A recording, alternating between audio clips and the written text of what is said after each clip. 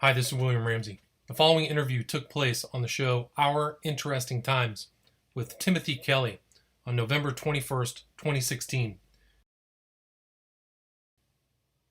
Timothy and I discuss the exposure of what seems to be a pedophilia ring in Washington, D.C., commonly known as Pizzagate.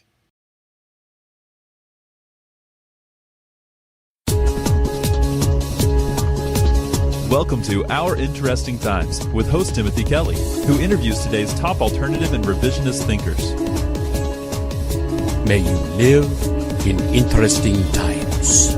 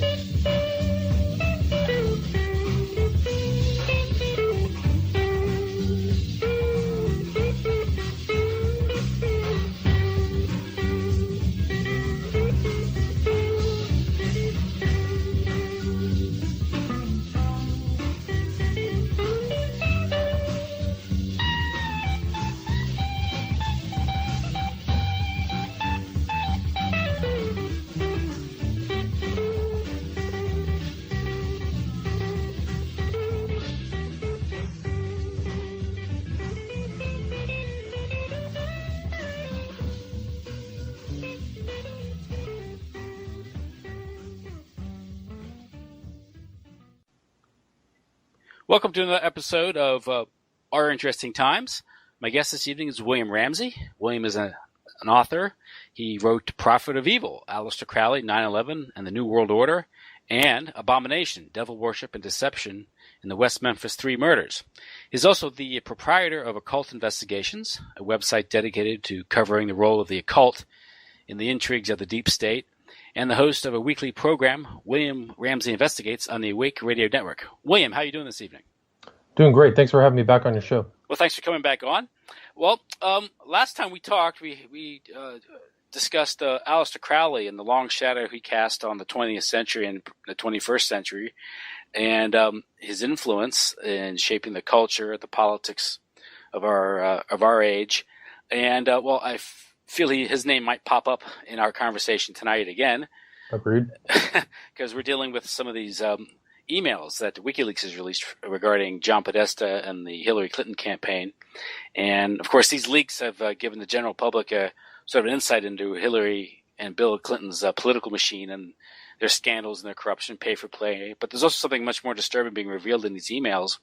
It seems to suggest that John Podesta and perhaps his brother may be involved in an elite pedophile ring that goes very high up the political food chain in Washington, D.C. What's your take on all this as the information comes in? Well, I think that the WikiLeaks revelations, really what they are, is just incredible revelations about the inner work, like you said, the inner workings of the Hillary campaign, but just this pedophilic element that runs through them all, I think, is unparalleled in United States political history, because the revelations that are in there, and you see these kind of terms that these guys use, pizza, hot dogs, and as the WikiLeaks kind of continued, nobody really keyed into until right before the election on November 8th, when the spirit cooking email broke that involved a so-called artist by the name of Marina Abramovich, and she was involved in a conversation with John Podesta and his brother, or a email with them about going to a spirit cooking dinner that involves pig's blood, human, semen and milk, breast milk, and all this stuff. So I think that's what really people keyed into. Once they saw that, then they started kind of investigating and really saw these connections that led to some other people who are high up. Actually, somebody who GQ named one of the top 50 most important people in D.C., a guy by the name of James Alefantis, who is a proprietor of restaurants one of which is Comet Ping Pong. And there have been some political events that are held there, and this place is kind of far up on the northwest side of D.C. And there are fundraisers, and the Podesta, actually, one of the Podestas has his birthday party there every year, and he's been seen hugging this guy. Well, it turns out that there's like a cult symbolism on the outside of the Comet Ping Pong, but there also was all of these strange conversations that took place, not just in the WikiLeaks email, but also on this guy James Alefantis' Instagram page. People are referencing other pedophile terms, and what it looks like is this guy Alefantis actually was, I think until recently, the boyfriend of another power player, I guess, or somebody who could be termed an important part of the Clinton machine, a guy by the name of David Brock, who runs Media Matters, and another one, Corrected the Record, which was a very aggressive defendant of Hillary Clinton online. They were known for trolling almost anybody who had anything negative to say about them, about Hillary Clinton. So David Brock is not some fringe player. He was very involved in politics, and there's actually a picture of him on James Alefantis' Instagram page. But since November 8th, in the last 2 weeks, the independent researchers have just been on a tear on Reddit and on YouTube and on 4chan, putting together pieces and analyzing a lot of these pictures and a lot of these relationships. And it hasn't gotten better. I mean, the allegations or the implications of a lot of these pictures and what they're trying to say has not been lessened. It's been made worse. And there's very aggressive things happening on Reddit. And a lot of these, there's been some censorship. Some of these things, people have said something and YouTube has turned off their monetization on some of these videos that discuss this issue. But what it looks like at the end of the day is that there is an occult-oriented pedophile group that goes to the very top, at least in this revelation, to the very top of Hillary Clinton's campaign. Now, David Brock is an interesting character, because I remember back in the 90s, he was a journalist working for the American Spectator, and he was part of what I think it was called the Arkansas Project, and right. It was to dig up dirt on Hillary Clinton. I think he ran a series of articles at the time. I think it was called The Lady Macbeth of Little Rock or something. I think was the title, if I recall, going way back here. It's good. You have a good memory. That's true, because everybody was shocked when he flipped. He flipped from a right-wing agitator to a left-wing agitator. And he claimed he was paid to dig up all stuff. Of course, what he dug up was never really challenged. It was just called a smear. Whether it was true or not is another story. But regarding some of the scandals in Little Rock, tame by what we now know, and also much more. The way I look at those things are much different than I looked at them then. 'Cause I looked at it more from a partisan standpoint. Because what we know about Mina and Iron Contra and the Bushes and Oliver North, so it's a bit more convoluted. But he claimed at the time he was paid to go down there and just kind of dig up dirt, or write these articles rather. And then he turned like around 1993, 94, and came out that he was this homosexual. And there's a big spread like in Washingtonian or one of these magazines with him like tied to a tree or something. If I recall. Yeah, I think he's done a stint in a mental institution. He's has a very colorful background, but yeah, he's still getting paid good money. Yeah, if you look at some of the emails and some of the information that's come about, I think Media Matters raised like $10 million one year, so it's not a small operation. And he was, I guess, he was involved in some sort of romantic, or I want to call it that, relations with this guy Alefantis. Correct. Okay, and so that's. But there was a love triangle that involved Alefantis and Brock's prior boyfriend, who ended up suing him and winning a judgment of $850,000. Okay. So as Alefantis' character, he owns Comet Pizza. Correct. Comet Ping Pong Pizza. And, of course, what these emails reveal is these various code words. Now, you did a very good, detailed discussion with Ed Opperman and Kurt Haskell, kind of dissecting these emails. And, I think both you and Kurt pointed out that these emails make no sense if you take them literally. They do make sense if you treat them as some sort of code words for illegal activity, some sort of illegal activity, and I don't think it's drugs. No, I don't think so either. I think that they're keywords. I mean, I've been told, and this kind of bears out is that hot dog is a boy, pizza is a girl, cheese is a little girl, pasta is a little boy, ice cream means a male prostitute. So, and those they're in these emails, they're mentioned in strange contexts. Somebody wrote to John Podesta, I really enjoyed your hot dog stand in Hawaii, which is a very unusual thing to say because according to Hawaiians that I've talked to online, there's no hot dog stands there. Actually, it's not a kind of food that people eat there. So that's one example of something out of context. Yeah. Somebody said he wrote another email, said he wanted pizza for an hour. So who schedules a pizza for an hour? That's it's just very strange. Strange conversation. So and you have the one thing where a realtor found what was it, a handkerchief with a map on it. Yeah. Yeah, and apparently it's a checkered handkerchief, black and white, which means dominatrix with a white girl, I think, or something like that, or whatever. But yeah, and the map would be DNA. That's what I've heard. That I've also heard that a map is a minor attracted person. But this is from Susan Sandler. She says the realtor found a handkerchief. I think it has a map that seems pizza related. Is it yours? They can send it if you want. I know you're busy, but feel free to respond if it's not yours or don't want it. Would you take that as like a implied blackmail? That's an interesting angle. Because I think why would you, that's like saying, right, like I've got something on you. Yeah.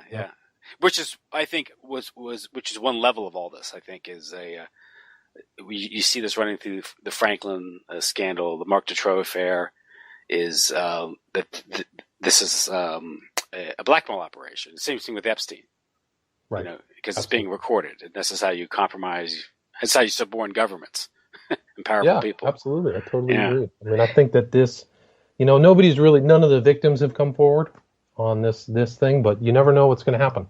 Well, I was going through the photos, and if the website I was visiting is to be believed, that some of these photos on this Instagram, it's like they have little child-sized coffins. Yeah, I've seen that. That's one of the that came from, so Alefantis ran his Instagram as Jimmy Comet, and the interesting element, a lot of like really intrepid investigators went through and checked out the people he followed or who followed him. And that was one of those pictures that came out of one of his followers was some very creepy person who made child-sized coffins. And I think it was the guy's name was Working on My Night Cheese. So here's the cheese terminology. And he writes, full welds ran, ground, sanded, blued. And that picture, I have that picture. It's, and then there's somebody else who chimes in, well done, kiddo, like this. And there's all of these other statements who are made in these Instagram pictures, like there's one that references there's a young boy, Jimmy, and Jimmy Comet writes in chicken lovers, where chicken is another phrase for a young boy or girl. And they have these photographs there that are just, remarkable. There's tons of photographs of Alefantis with Podesta, one of the Podesta brothers. They're a remarkable record, and it's just incredible. There's actually a really heavy duty occult reference. Alefantis was a producer for a film called The Chapel Perilous. It was a short movie, and The Chapel Perilous directly references Robert Anton Wilson, who was a Discordian and an occultist and an admirer of Aleister Crowley. And that was kind of the place you went. It was like a dark place of learning. You have to go into the Chapel Perilous. Mm-hmm. And when I saw that was remarkable. One of these remarkable things that indicates these guys are up to no good. And if you go to the website of this place, Comet Ping Pong Pizza, it advertises itself as a kid-friendly family restaurant. But you look at the photographs, or the paintings there, the artwork they have there is completely inappropriate for children, if not for adults. Yeah, there's a mural in the background of somebody holding somebody's head in their lap, and there's apparently the bathrooms have even more lurid murals, and it's just kind of creepy when you put the lens on, like this is a creepy place, you realize the ping pong table out front can be seen as like an attractor to little kids. Oh, ping pong, you can see that element of like this pedophile playground. And there's some very disturbing videos online. Alefantis did a segment with Diners, Drive-Ins, and Dives with Guy Fieri, and you just kind of get this feeling like it's not right. It's not right. And it's just amazing. There's a long tunnel complex that runs under Connecticut Avenue, and these guys, there's pictures of them underground, digging trenches and making jokes about, sexual activity inside these holes. It's really it's just incredible. And there's that one video that I saw where the guy's talking about pizza. If you Right. know the voice. Yeah. And believe it or not, that's a girl. That's a girl from a band called Heavy Breathing. okay, And that's a girl. That sounds like an effeminate male. It but does. It does. It's hard to believe, but her Yeah. name is somebody's tracked her down as well. Her name is, I think, Kleinman, if I remember correctly. But yeah, please, she says some very interesting stuff. Well, what I can only gather from that is she's referring to some sort of like childhood sacrifice, right? Well, she does. Maybe she's. I didn't get that part, but I did see one of those videos of her where she's talking about like people's preferences, and somebody shouts from the audience, "Little boys," and she says, "Oh, everybody has their preference." Okay, that's another video. I saw one where she's talking about she's apparently referring to a cord and the baby. Then she says euthanasia, and then I remember that. I saw that. yeah. So it's it just There's another video of her where she says, "This is not Satan's place. Satan is down beneath us, and we have to do something to bring him here." I was like, "What?" It was like a ritualized thing. I'll show you that. I have that video. So yeah, it would be bad enough if this were going on, but when you have power players, John Podesta, chief of staff of the Clinton administration, he was the chairman of the Hillary Clinton's campaign, and he gave the concession speech. He gave the concession When speech. Hillary was too drunk to come forward or too enraged, he was the one who gave kind of a half, kind of admission. Wait till tomorrow, the votes may come in. I mean, why would he say that? Did he expect extra votes to be tallied? I don't know. And there's an email referring to, is it the White House or President Obama spending $65,000 to fly pizza in from Chicago? Yeah, that's something else. So somebody traced that back. That was in a different set of emails that came from Stratfor.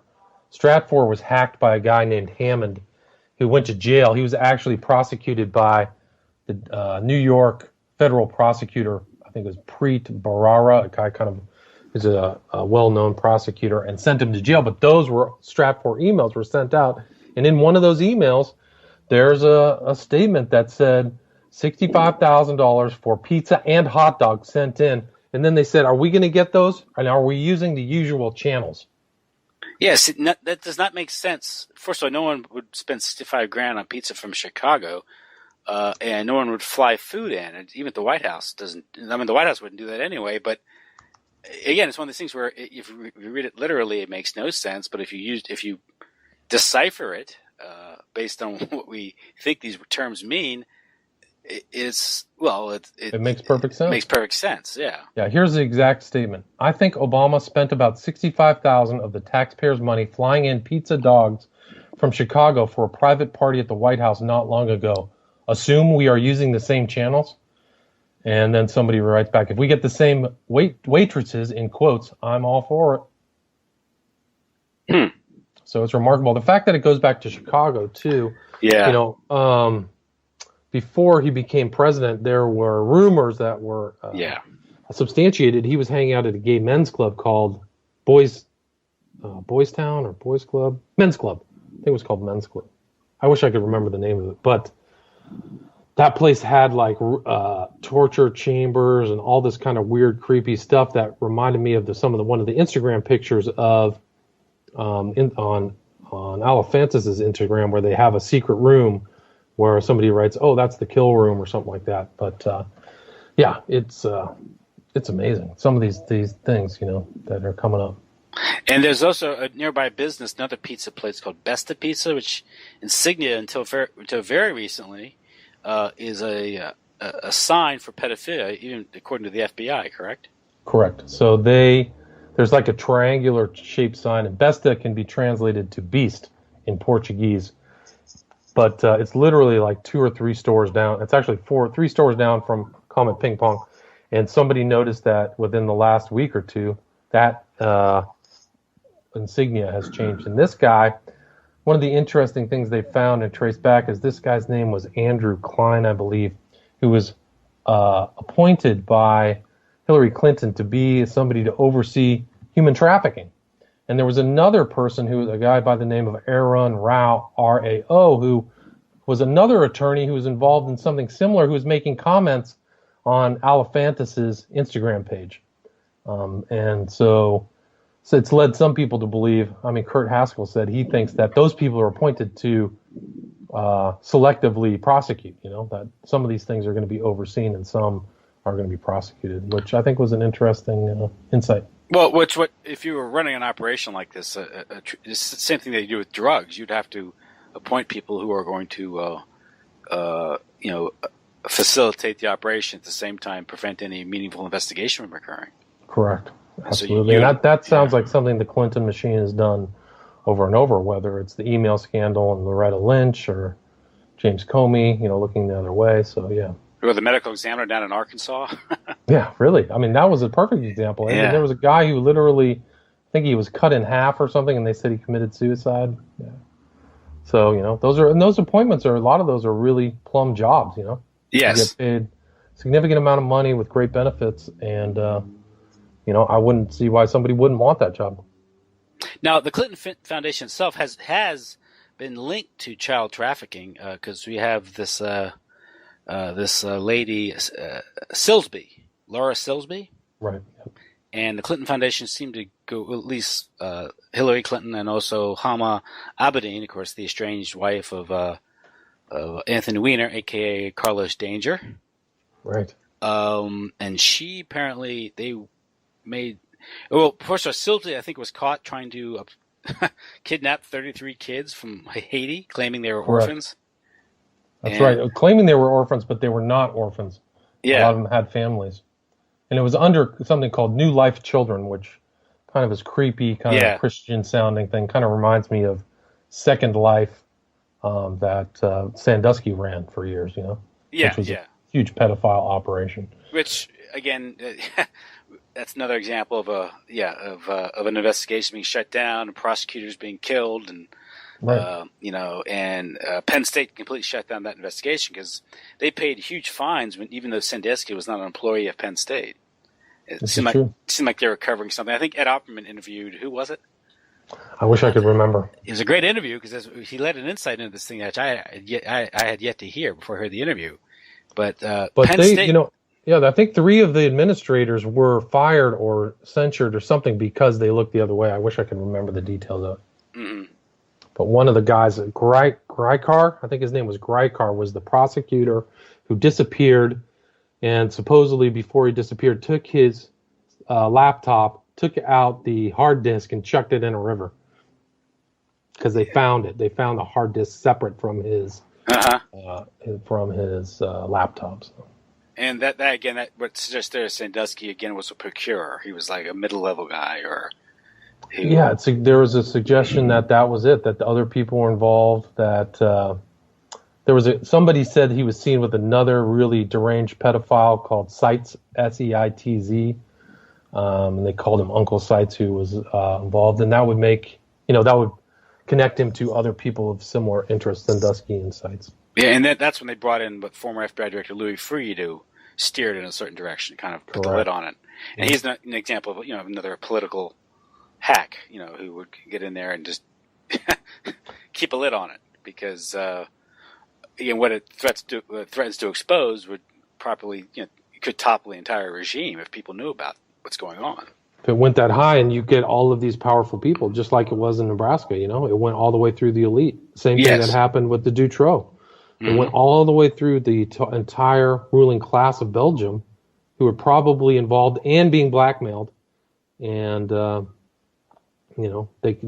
things, they don't have a choice. And probably, I bet the Saville thing, I bet there were very powerful people. I mean, there were very powerful people. Well, we're talking about Ted Heath, so. Why would it Prime Minister. Yeah, the Prime Minister. Well, here, look at it. Look how casual Americans are. We had Denny Hastert was exposed, although he wasn't charged with it. His legal trouble with the structuring, the money, exposed his pedophilia, which goes back to his days as a wrestling coach back in Chicago. But I've been hearing things about Hastert for years. Interesting. And he was mentioned in the emails. He was mentioned in WikiLeaks as a friend of Podesta.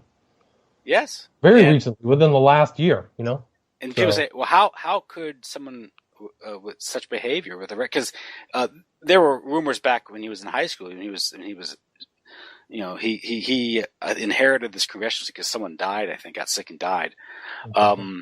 But apparently it's a heavily Republican district, so once that person died, he was going to get elected. But there were rumors then about his behavior. People say, well, how did he rise politically? So if you understand how this works, that's why he rose politically. Well said. Exactly. They had something on him. I'm sure he did whatever he was told. Yes. Yes, boss. Whatever you got. Yeah. Whatever you want. But we have a former Speaker of the House, which, if I do my line of succession correctly, I think that is fourth in line to the presidency. Yes. So it goes President, Vice President, Secretary of State, right? Secretary of State. Yeah, I think so. And then Speaker of the House. Yeah. A pedophile, a notorious pedophile, a sex tourist who frequented Asia a lot. And so, but then people's reaction go, oh, well, do you think it stops with him? Then, of course, we have the Mark Foley scandals and the reason why Hastert didn't crack down on that. And we have up in Congress, and Wayne Madsen has written about this, about often these Senate and congressional offices are stables for interns who are there to service the perverts on Capitol Hill. That's interesting. When I was there, I was there from 95 to 98 in D.C. and knew very close friends who worked in Rayburn or one of these big congressional offices. So we would walk around. I was there once a week. I was there all the time. And there was one guy everybody knew, all the interns and all the people working at the offices, they knew there was one guy from Oregon who eventually got busted. And they said, just never go in that office. Don't ever. And everybody knew. And what he would do is, like, if this attractive woman would go in, he'd come up to her and try to kiss her. And he ended up getting busted and censured. But before it happened, we all knew. We knew the story. Yeah. So I think a lot of people know, they just keep their mouth shut. I'm trying to find his name. But yeah, so I think that DC has an underbelly that is as bad as, anything probably happens in New York, or what happens, there's a lot of bad stuff that happens. But I guess we talk about the Clinton Foundation in Haiti. Of course, they're a record in Haiti with the...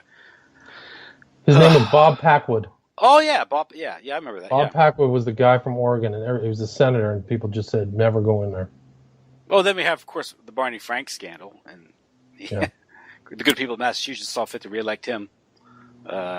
He was running prostitution being run out of his house with his boyfriend. That's right. Yeah, Stephen Goby, I think was his name, and when you take a wide-angle view, man, it doesn't look good. These people are up to no good. But out there in Haiti, of course, you had the all the money. They've collected all this money for relief in Haiti, and it's turned around and given to a bunch of friends of Bill and the Clintons. And it was a substantial amount of money too, $10 billion or something. Yeah, something huge that 95% or 98% is gone, it's vanished, with no work, very little work done, if any done at all. So it's an incredible theft to a truly impoverished country that was hit hard by that earthquake. And of course, what it appears what the Clinton Foundation was it was a money laundering operation for Hillary Clinton's pay for play, bribery schemes while she was Secretary of State. But this is typical of how they operate, though. This is how they ran the Arkansas Development Agency, right? Finance agency. That's right. Yeah. Of course, the reason why that's never really investigated isn't just because the Clintons have such a sharp, such a sharp operation. It's because that also, I think, implicated greater powers, because Clintons were working for the Bushes, during the 80s with Iran-Contra, and that was Bush at the National Security Council, and that was the MENA operation with Barry Seal. They gets in the CIA and cocaine and crack cocaine epidemic, and getting to Gary Webb. That's why Gary Webb has to commit suicide by shooting himself twice in the head. Right. Yeah. So that's what happened. It's an incredible story. I mean, these guys have been at it for 30 years. They're pros. So I think, I bet they put all their chips into winning this election. I was surprised that Hillary lost, to be honest with you. So it'll be very interesting to see what happens in this new administration, whether they really want to burrow in and dig deep into the criminality or just wash it clean. We'll see. Well, there's some speculation that the reason why these emails broke, because I think WikiLeaks is a kind of a controlled op, and basically it's an operation of the intelligence agencies itself, of the deep state. And of course, controlled leaks is the name of the game, and you have various factions. It isn't a monolithic operation. Various factions within these agencies, or just even at the mid-level, we have. I mean, when you're Clintons and you've been carrying on the way you have for the past 30, 40 years, you're going to make a lot of enemies along the way, because a lot of people have died, lives have been ruined. So they're going to be people with grudges and able to, when the time comes to make it hurt, get some payback. That might have happened here. It also could be that the people that choose our candidates for us decided that Clinton was simply too corrupt to be a useful puppet. And I agree. The system has to maintain some credibility, after all, right? It has to have. Can you imagine if they stole the election with all of this crime and all of her being very, very ill? The credibility of the entire government was it, and the people were talking about conflict. People from who were in the deep state saying, "Hey, this is a problem." When those people come forward and say that, so I totally agree with you. There are things in WikiLeaks. Why aren't certain other things leaked? Yeah. There are some things that are leaked, but why aren't like the CIA documents? Julian Assange won't touch 9/11, right? Right. Good point. So he denies that. So that can tell you something right there. What that operation is all about. And I've heard some other interviewed Dr. Joseph Farrell about his idea of what happened with Trump. And I originally thought Trump was put up there to ensure her victory. Likewise. And then around October, I started to see things happening. I said, "Wait a second," because I never thought Hillary's support was so shallow. Right. And I think her candidate itself was almost like an avatar, or or not an avatar, but what do you call it? It was, it just wasn't real. Her support wasn't real, and support wasn't real. Everything was fake. The polls were rigged, so the polls were propaganda. So there was nothing there. All of the people who liked her were propaganda. Her stadium seating and all of her speeches were fake, and nobody was there. There was literally nobody there. But Trump, man, those aren't. I don't know how they could fake filling those stadiums with 10,000 people. Yeah, with paying them all, and I mean all of her stuff come out to the thing. I'll pay $18 an hour. So her whole thing. I don't know. Even now, now they're trying to. They keep counting these popular votes where she's up like at 1.5 million, and of course no one wants to address that because of the voter fraud. Because out in California with all the illegals voting and all that, there's an effort to. So not to mention the fact that when you run on an electoral college system, you don't campaign in the states you're going to lose. Right. It changes your electoral strategy. So the popular vote has no legal standing whatsoever in the election of the president. Right. But it wasn't even counted until the 1830s, I think. No one bothered with it, Yeah. And I personally have to go back to a system where just the legislatures appoint electors, and we'd be spared all this nonsense, all this craziness and expenditure. I mean, she spent $1 billion. Look at the money that's spent on this. Yeah, if not more. So, but it's just really crazy. But the idea is that what happened was, and I look at it sort of as an optimistic thing, is that there's a faction within the ruling elite that's maybe said, "Hey, we're going too far with this globalism stuff, and we have to reverse a little bit. This is too far." And her warmongering, her threatening war with Russia. This isn't right. So sometime around September, October, they switched their allegiance to Donald Trump, and hence you get all these leaks. And I think you're right. That makes perfect sense. And Trump himself was. Dr. Farrell said that Trump himself represents the mob faction, the actual mafia faction of the elite, because there are various factions. Because what you think about where he comes from? He comes from what? New York. Casinos, right? but all those every building that he builds is with the mob. Yes, those are all mob supported. All of those unions and everything, they're run. Yeah. There's a guy sitting at the union head who is a mobster. Exactly. So he's dealing with the mob every day, not just the casinos. And and his dad, he came up from that poorer side of the contracting and building thing, from his Queens. dad. So Queens, right? Yeah. He knows all that. He knows all the bosses, and I'm sure. So his idea was one thing, and this is one element why the elite turned against Hillary is or because of Obamacare.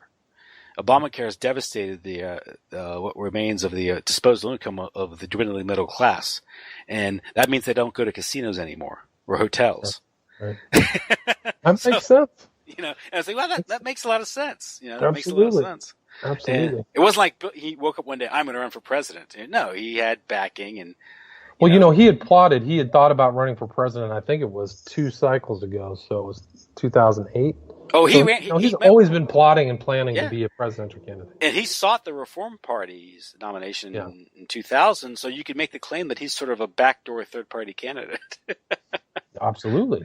Absolutely can make that claim. I mean, it was a remarkable. I've never seen any election cycle like that ever. Yeah. That was just a crazy election. I think that, I do think that the emails did have an effect. I think right before the end, when people are talking about spirit cooking and Crowley and blood rituals, the Christians just went, no, I can't vote for Hillary. Done. And those are really the people who came out and won the election. Michigan, Pennsylvania.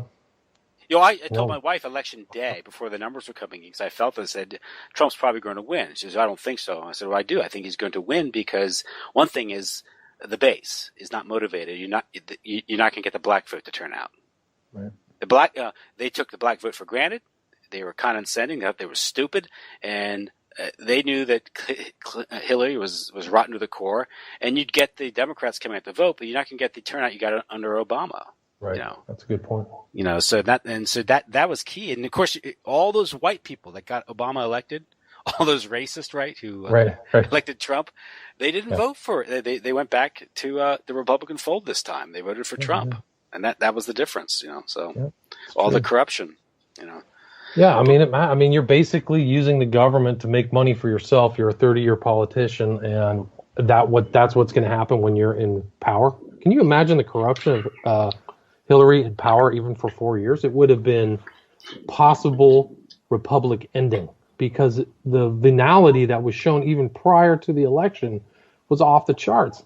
I mean, refusal to prosecute James Comey and his kind of legal wrangling and weasel word. It's no reasonable person would prosecute. It's not a reasonableness test. It's nothing to do with reasonable. It's strict liability. Did you do it or didn't you do it? And the people within the government who are being prosecuted for similar security violations are using the Hillary defense. Oh, well, it was just I made a mistake. It was unreasonable. And so she had heavy duty information too. The the special access security information. That is really intense. You have to go into like a secret room to be there to get it. It's not attached to a computer. How did she come up with special access information? The people in the government probably were just apoplectic. They were livid. Like, how can you get that and bring it out? And all 5 of her servers are hacked. If that's all true and not a psyop or anything, it's just like that is just gross negligence off the charts. So, and then you got to bring into account the fact that she's very, very sick mentally. So. Well, that's another thing is, she couldn't even walk up a flight of stairs. Yeah. She's in bad shape. So. She's having seizures and weird eye movements. She has disconjugate eyes. Her eyes don't scan like normal persons do. That's brain damage. So, it would have been a weekend at Bernie's presidency.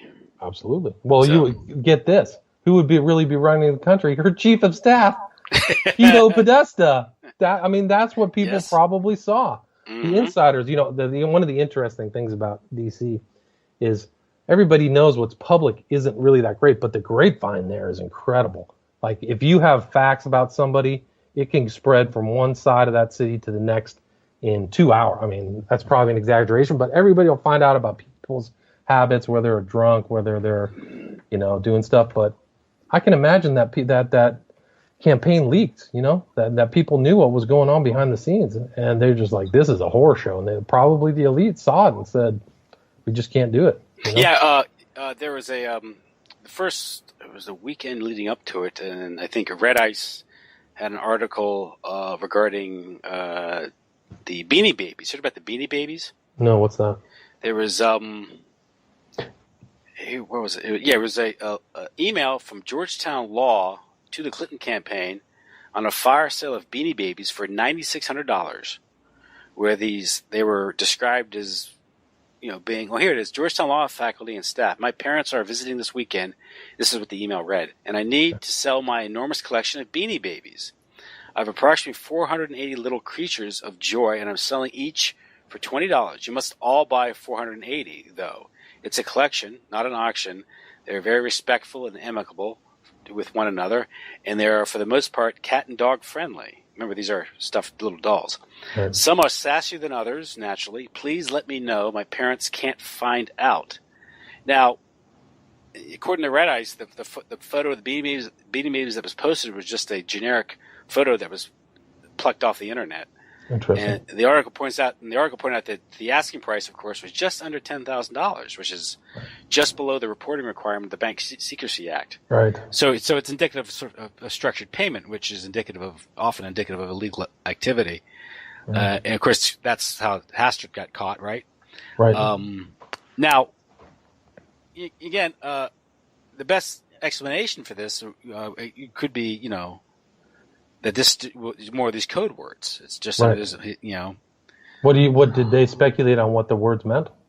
They said that just given these the Beanie Babies were children, and were what you could get is they're good with cats and dogs, and right. The money said. And this was from Georgetown Law to the Clinton campaign. That's incredible.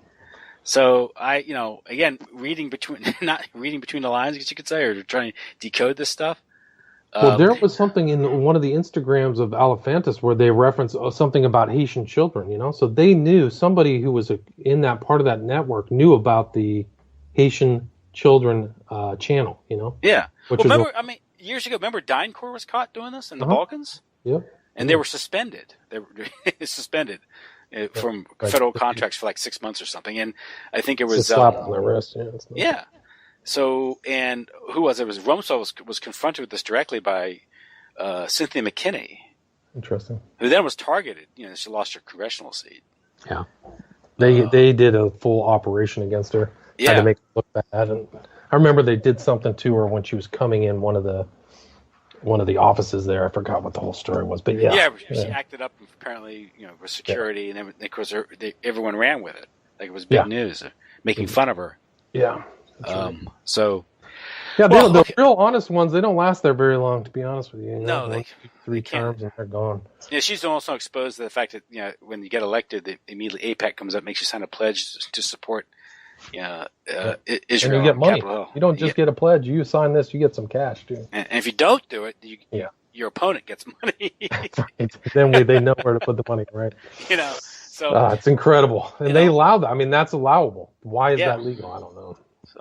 So these, obviously, I think it doesn't take Sherlock Holmes to really, deduce what's going on here. Yeah. Now it's shocking, perhaps, to those who aren't aware of other things like the Franken scandal, or Janet Palfrey, the Madam, and of course there's also the book by Henry Vinson, who Confessions of a DC Madam. The Politics of Sex, Lies, and Blackmail, where he revealed, because he ran a gay prostitution outfit under cover of a mortician service. Interesting, I didn't know that. In D.C. And what happened with that was it was exposed because certain government officials were using their government credit cards to pay for the services, and of course someone at the GSA saw this as an irregularity, started investigating it. And they started asking him questions. He said, "Well, I don't know. Talk to him." And one of the persons was Donald Gregg, who was the national security advisor to President Bush, and then also became the ambassador towards South Korea. And he was also a 30-year CIA veteran. And you'd think they'd be smarter, right? Yeah, and pretty brazen. Yeah, and this coincides. I think linking the Franken scandal to D.C. isn't too hard because that's. What was that guy's name? He ended up dead. Craig Spence. Craig Spence, yeah, that's right. Yeah, the GOP lobbyist. Right. And he was running a mansion in D.C. where he'd hold these parties when things would get kind of strange later in the night, but it was wired for audio visual. Right, with mirrors, one-way mirrors or two-way mirrors or whatever. Yeah, and Craig Spence tried to recruit Henry Vincent and get little kids, and Henry Vincent wouldn't do it. He only dealt with adults. And there were big names at his parties. Big type, names of media people and stuff like that. According to Henry Vincent, William Casey was a client. Wow. The FBI. This is the Knights of Malta Catholic William Casey. Good Catholic, right? Yeah, there you go. And he was a client, and this gets into the Johnny Gosch story, and some people have speculated this guy Jeff Gannon, this prostitute who was let into the White House, is Johnny Gosch all grown up. I don't know about that. Yeah, but the Franken scandal, of course, that's based out of Nebraska, but it was run by this guy named Larry King, who was a big up and coming GOP figure who ran a credit union out there. And of course, he went to prison for embezzlement. It was like $40 million, which is a huge sum of money considering the size of the credit union. Right. But there's some speculation that also blends into the Iran-Contra. Because here's what was going on with the savings and loans and banks at the time, they were being looted for all types of organized crime and intelligence operations, sort of like little BCCIs. Right. And there's a book by Peter Bruton called George Bush, the Mafia. And is it this George Bush, the Mafia? But he talks about the banks in Texas. And, of course, there's the Silverado case with Neil Bush.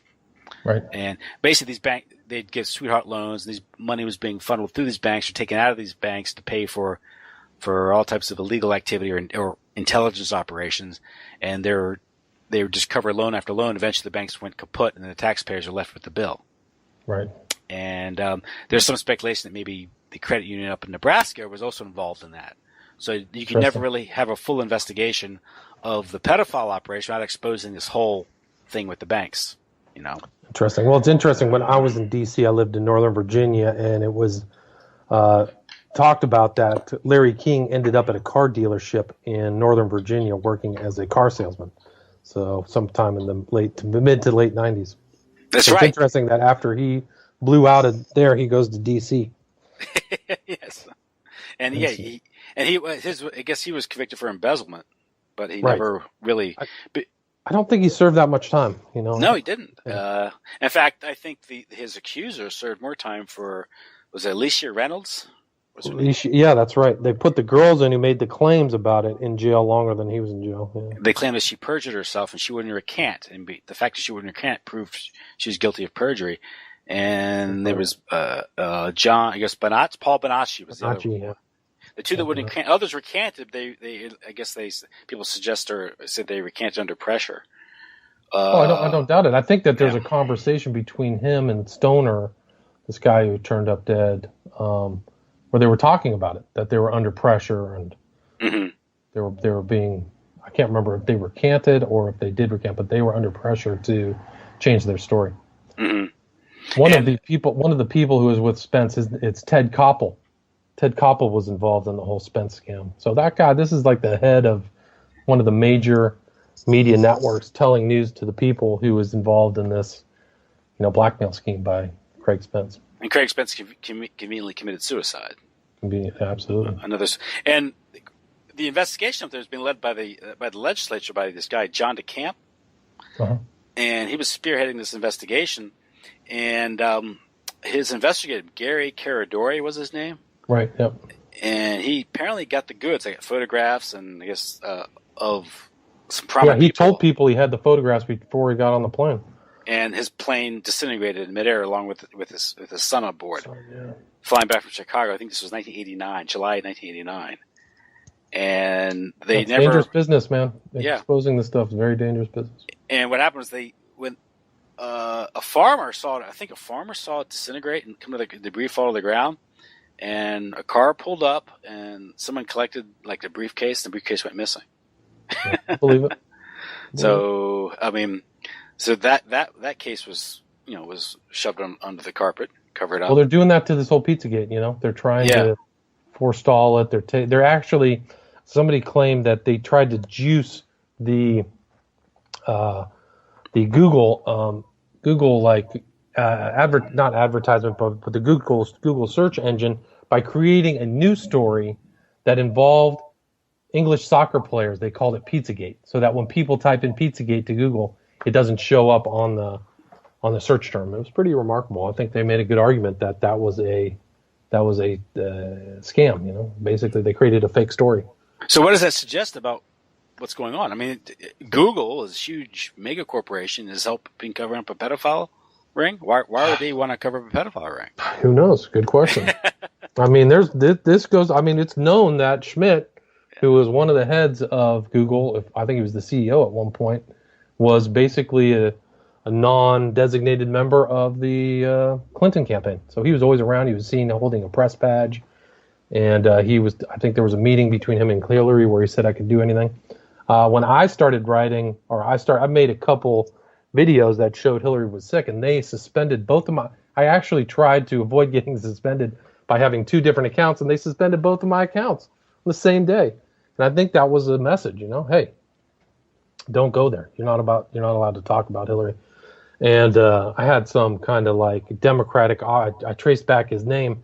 I had some Democratic operative friend me on Twitter to just follow all my posts and stuff like that. So, there definitely were people trying to shape information, and probably to right now for Pizzagate, because I think it probably it'll probably be something just like the Savile thing, where they just found another pedophile under this rock and another pedophile and another group of people in another building where this stuff took place. So, people who are on the inside of that whole thing probably know what's going on. Even Alefantis actually, I have to verify this, but he came out and said this whole thing is, doing so much damage to me. But what he didn't do is offer a general denial. He didn't say, I am not part of this, which, I would think somebody who was involved in that would just immediately say that, I take no part in this. I'm not a pedophile, blah, blah, blah, blah, blah. But he didn't say that. So, things are going to get much in. And I'd say that when January 20th rolls around, the new administration comes in, people will talk to them, who can't talk to FBI or DOJ, So, well, is there a chance that this could be so bad that the FBI simply, the rank and file aren't going to tolerate it? I mean, well, that was the argument about what happened with the failed prosecution of Clinton, right? Then a lot of rank filers, like 5 people quit or they got fired, and then, the word is that the FBI insiders were furious. So, I mean, that might have happened with Hastert, because why? I mean, why was he targeted? How many people did they say Hastert abused? It wasn't that many, was it 5, 6? Well, there's only a payoff of a handful of people, but so I bet there's a lot more than that. Yeah. Now there was Sybil Evans was talking about this, about how do you remember back in the late 90s during the Lewinsky scandal, mm-hmm. When what's his name, Hustler Mag, Larry Flint. Larry Flint. He was asking for more information. Yeah. Offering rewards and all that. Apparently, according to Sybil Evans, he was being fed information from the FBI, who was conducting illegal surveillance to go after Clinton's accusers or his opponents, to expose their scandals. Yeah, and so what happened was an FBI detail was put on this, and what happened in the course of doing this, they uncovered a lot of this pedophilia. Oh, interesting. I didn't know that. But they were told that they couldn't do anything about it because it was a bigger investigation. And so you had a lot of these agents being forced to wiretap and listen to children being delivered to political figures or businessmen and stuff like that. Well, they said back in the day, I remember reading about the Finders, which was supposed to be a huge pedophile blackmail operation that was in D.C. And yeah? The guy, have you heard of the Finders? Yeah, it was Ted Gunderson exposed that, and the guy who wrote the more recent Franklin scandal story, I can't remember, Nick Bryant. Nick Bryant, yeah. As part of that whole thing. Well, and then it was shut down for national security. The investigation was shut down for national Right, security that's right. reasons. It came from the top. Yeah, that's what they said. I mean, because it isn't that. Well, I mean, it's one of these. It's like drugs, right? It's like I was listening to talking to Doug Valentine. And we were talking about the narcotics trafficking and the problems of it was back in the day of the Bureau of Narcotics and Dangerous Drugs, and why that was shut down and folded into the DEA, which is more controllable. Interesting. Is because every time they did an investigation on a narcotics trafficking, they were running up against an intelligence operation. Interesting. And so they get shut down. They could only go so far, and then it gets shut down. And I think you're running the same thing with pedophilia. You think you only go so far. Sandusky, maybe Hastert, but you get a limited hangout. So you get some. They chuck somebody out, and there's a whole network that's done. Same thing. Dutroux. They just busted Dutroux. They never. The guy Nihul, who was kind of the big wig, black magician type, who hung out with the elite. I don't think he ever got prosecuted, or they never busted him.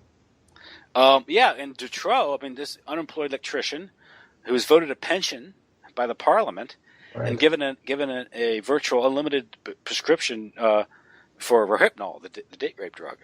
Interesting. I didn't know that.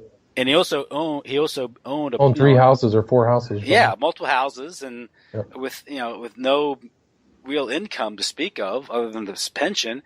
And then at the same time, there's one case where a carpenter or electrician was with a cop, and they're looking at one of the homes that had been boarded. One of the rooms had been boarded off, like drywall. Right. And the guy said he heard children behind the walls there, and the cop said, "No, you don't hear anything," and made him leave. Yeah. Wow. So that there was an official. I mean, not just cover up. There was he was aided and abetted by the officials. Yeah. And we, of course, in the United States, we hear nothing of this. By the way, you have to read. You have to read websites that are translated from Belgium and stuff. Yeah, like that. Or Dave McGowan, his book. McGowan. I read it in Program to Kill, Dave McGowan's book. Yeah, I wish he was here. It's too bad that guy left us, because he would probably just be tearing it up about Clinton and the pedophile stuff. But apparently there were so many protests in Belgium when this occurred that someone commandeered a fire truck and washed down the parliament with a hose. Well, they called it the Night of the White Shirts or something, where 300,000 people walked out in downtown Belgium because the public knew it was a cover-up.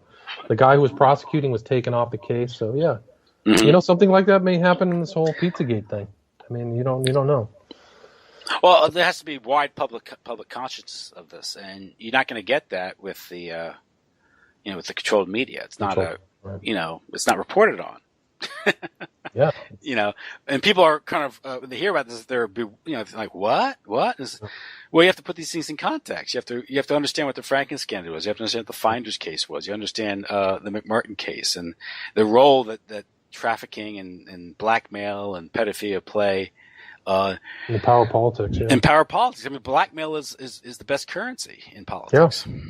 Yeah. That's how you control things. Disappointing. That's just the truth. I mean, especially, I mean, it's interesting. I think they'll find out the Podestas are like occultists, and that this is kind of, for them, it's not as much of a moral, conundrum for them. They just, that's what they're going to find. That's what I think that they'll find out in the next couple months.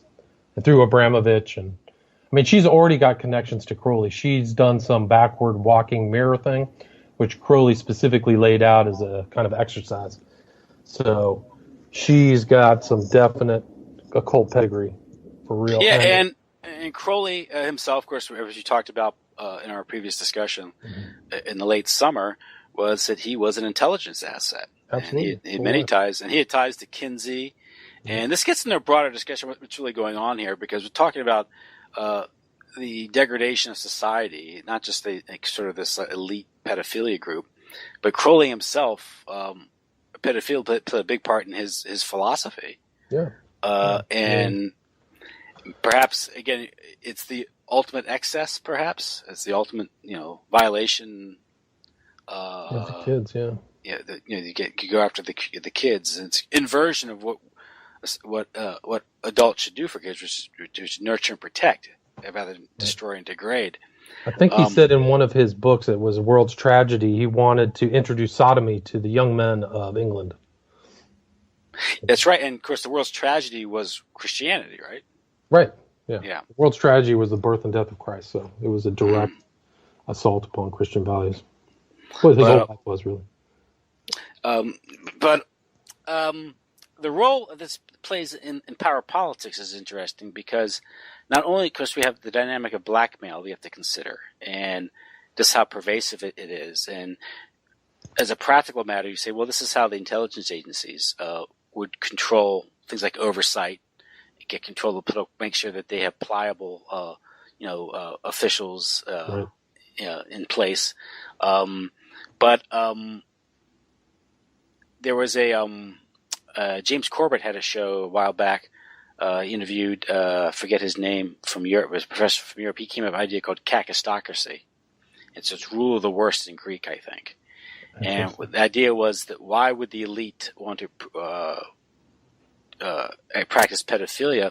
And his theory was this one way that the elite ensure that there's a reliable stable of psychopaths, because the trauma that it creates in children, the shattering effect, the disassociation that it creates from this pool of victims, you can have a reliable source of people who are going to think like you. Right. Ruthless, take advantage of innocence, or don't care about other people. Yeah, that's believable. I mean, so there's a sort of a method to the madness. There's a sort of a ruthless strategy to it. But another thing is, I think we talked about this last time talking about Crowley, is sort of Crowley as a change agent.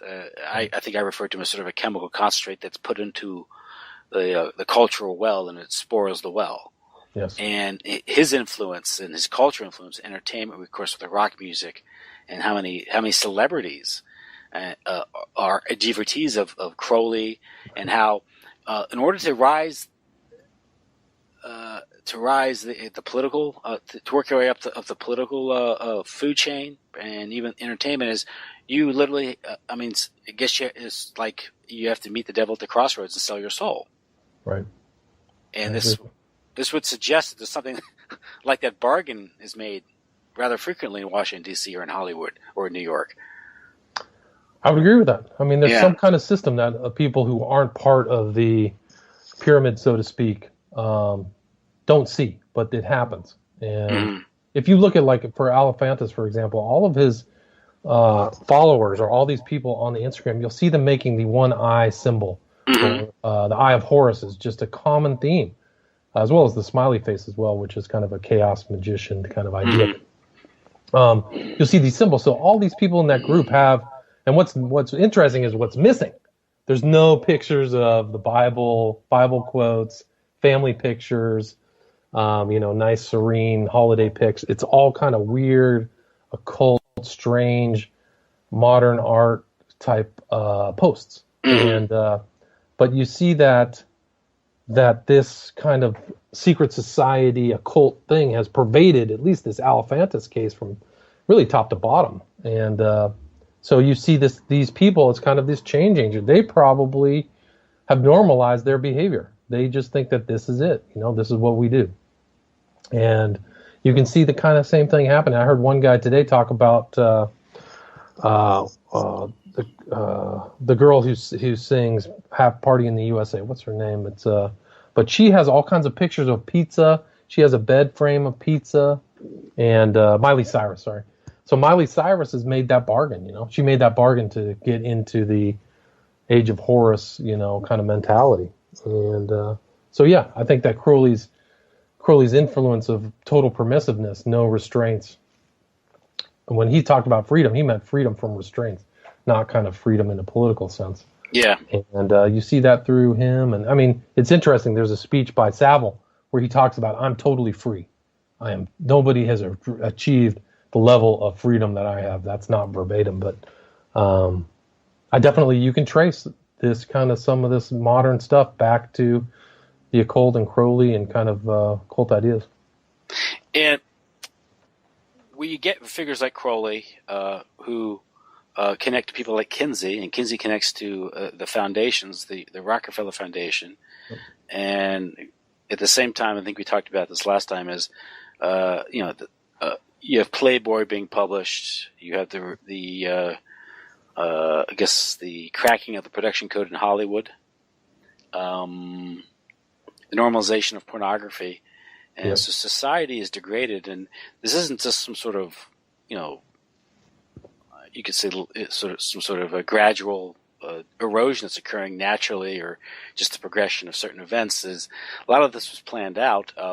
I think I mentioned to you off call that in the 1950s you had this thing called the authoritarian personality that was published by the American Jewish Committee, and it stated that the America was threatened with fascism because of one thing was the strong nuclear family with a strong male role model, Christian male role model, and the one way that you would go about weakening this threat would be to weaken that family. And how do you weaken that family? Weaken that family through permissiveness and entertainment, through sexual revolution. And of course, the sexual revolution, which I think is a phrase coined by Wilhelm Reich.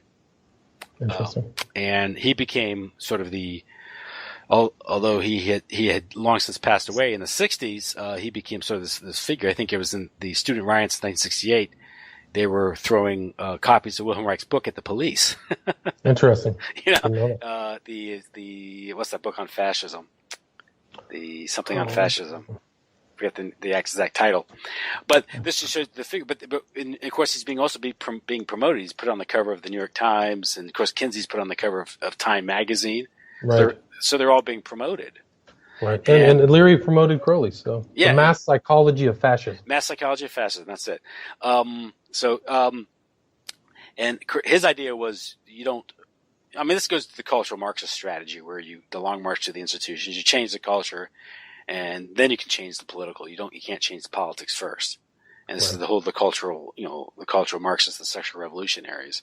Yeah, you can see that on the left today. Their results are all these crybaby snowfleks. And even today, it was in the Ukraine, where the Western influence isn't Thomas Jefferson. It isn't, it's feminism, it's gay rights, it's pornography, right? Wow, and so you want to destroy that traditional culture, But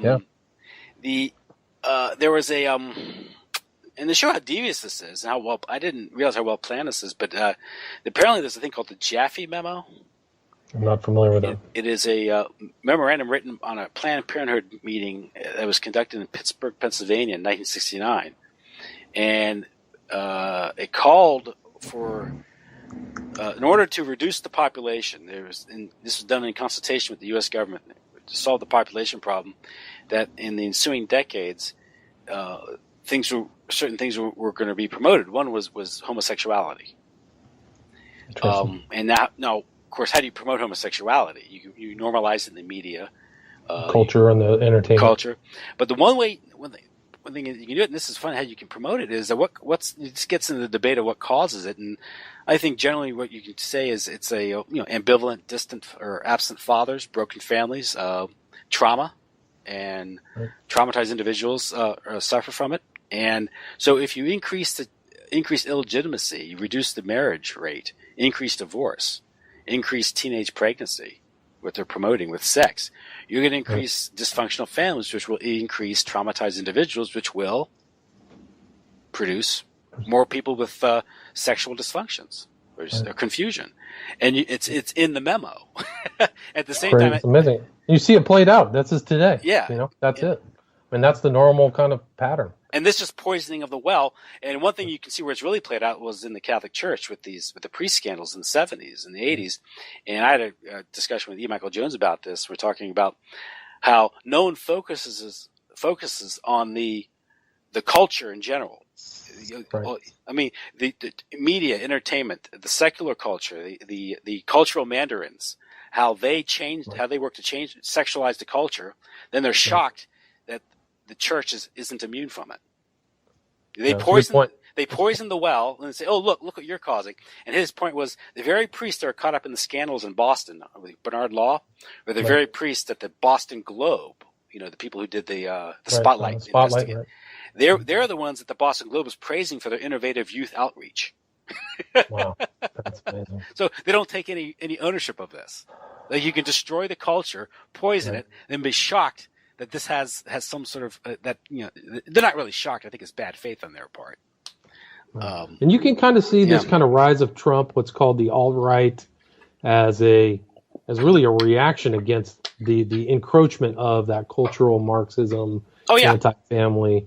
Mm-hmm. And I think that's why a lot of the white people in the Midwest came out to vote. They saw Hillary Clinton and Obama as, basically front soldiers for this Planned Parenthood, destruction of the family, cultural Marxism, that to me is just rotten to the core. I mean, it's inchoate. It's not always thought out, but that's national. That's electoral politics. It's blunt. It's crude. Especially national electoral politics.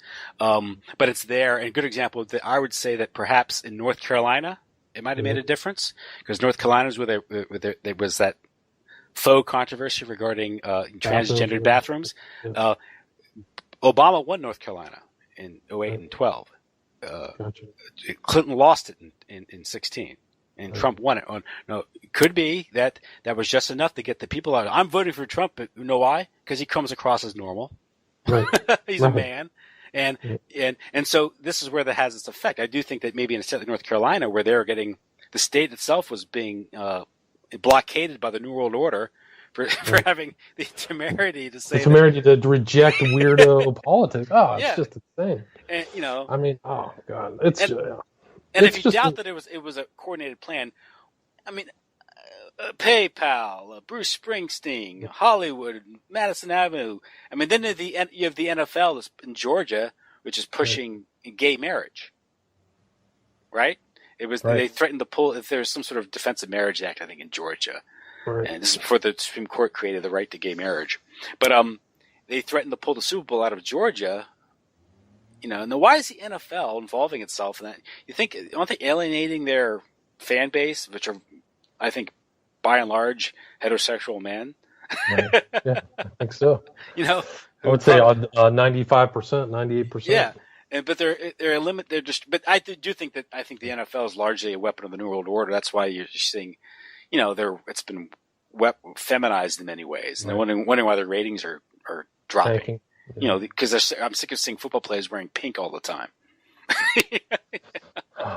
We're in a culture comp, man. It's really pretty serious. I mean, if you step out of it, you can see it. I mean, I think that we may be in the trench. Our people don't see the broader angle, but it's. We're really in the. I do believe that the vote really was a fight for whether this country was going to hold on to proper values or just go way off the deep end with Clinton. That's what I mean. Yeah, that's how people were driven to vote for Donald Trump. This isn't an endorsement of Donald Trump. I'm just saying. This is just how it's being interpreted. I mean, agreed. That's a good point. Excellent point. I mean, it's but again, this isn't to say the Republican Party. Obviously, we've talked about the Franklin scandal. This involved the Republican Party. You have the June 29th, 1989 Washington Times article about call boys in the White House. That was the Reagan and then the succeeding Bush administration. That's right. And so it cuts across both aisles. And again, this suggests that what's going on here is a control mechanism. But I do think there's something much more darker and spiritual to it. Yeah, I agree.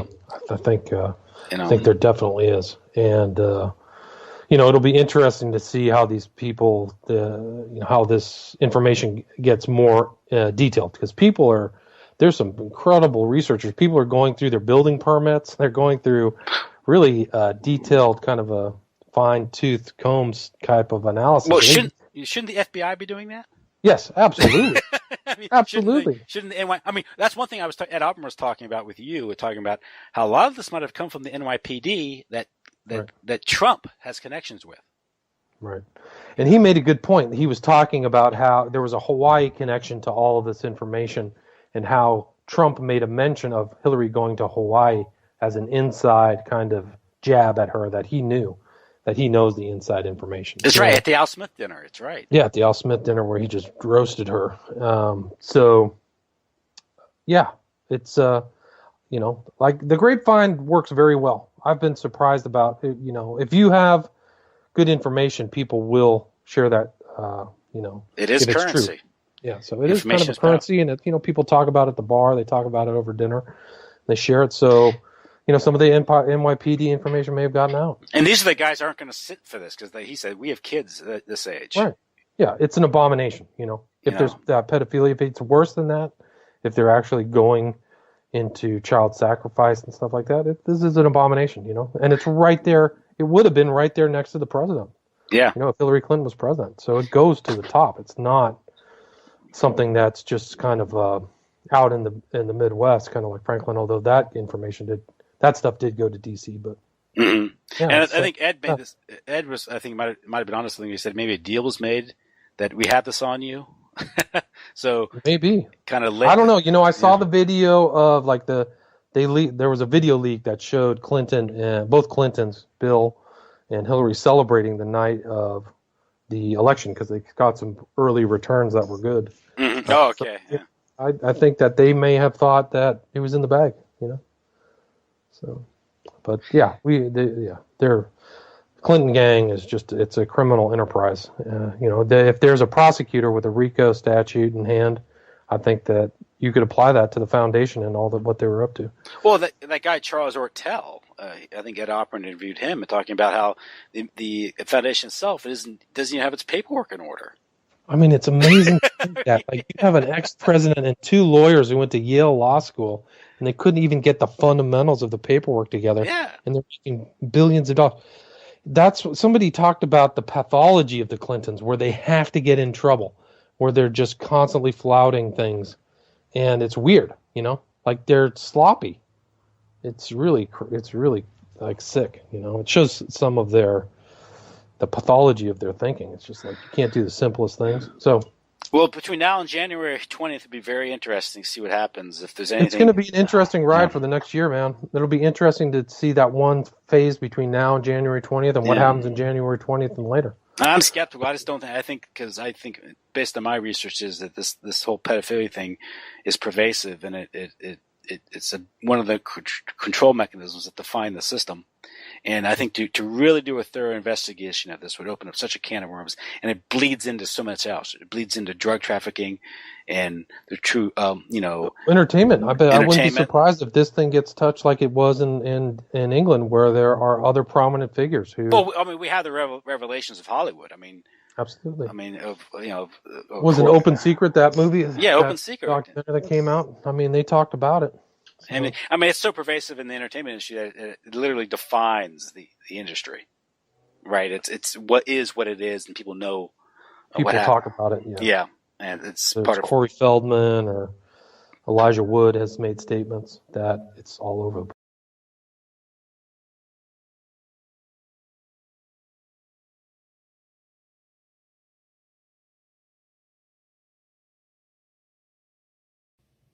Thank you for listening. Please share and subscribe to this YouTube channel. And if you're interested in reading my books, they're available at www.occultinvestigations.com. Thank you very much.